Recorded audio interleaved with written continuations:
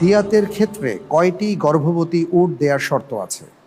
এ 40টি, B 50টি, C 70টি, D 80টি।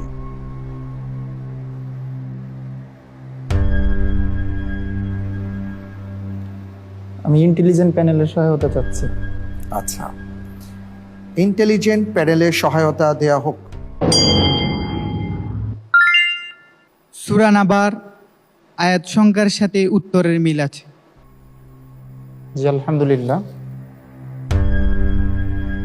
আমি এক্ষেত্রে উত্তর হিসাবে বেছে নিচ্ছি এ 40টি। এ 40টি জি লক করে দিচ্ছি। জি ফ্রিজ করে দেওয়া হোক এ 40টি। আপনি যে উত্তরটি দিয়েছেন, দিয়তের ক্ষেত্রে 40টি গর্ভবতী উট দেওয়ার শর্ত আছে, আপনার উত্তরটি সঠিক হয়েছে।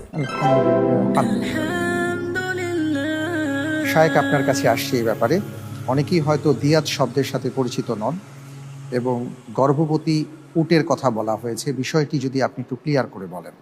ইসলামের সৌন্দর্যের আরেকটি দিক এখান থেকে প্রকাশিত হয়, আর সেটি হলো একজন মানুষের রক্তের মূল্য ইসলাম দিতে বাধ্য করে এবং নির্দেশ করে।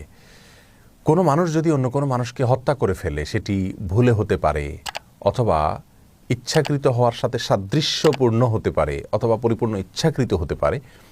যদি ইচ্ছাকৃত হত্যা করে তাহলে হত্যার বদলে হত্যার নির্দেশ ইসলাম দিয়েছে শাস্তি হিসাবে, কিসাস হিসাবে। অর্থাৎ কেউ যদি ইচ্ছাকৃত কাউকে হত্যা করে তাহলে হত্যাকারীকেও হত্যার বদলে হত্যার নির্দেশ দেওয়া হবে বিচারিকভাবে। আর যদি কেউ ইচ্ছাকৃত হত্যা না করে কিন্তু এমনভাবে হত্যা করে যেটি ইচ্ছাকৃত হত্যার মতো দেখা যায়, পরিপূর্ণভাবে ইচ্ছাকৃত বলা যায় না, সেটাকে শিবে আমদ বলা হয়। এই হত্যারও একটা শাস্তি ইসলাম নির্ধারণ করেছে, সেটা রক্তমূল্য প্রদান করার মাধ্যমে, যেটাকে দিয়াত বলা হয়েছে।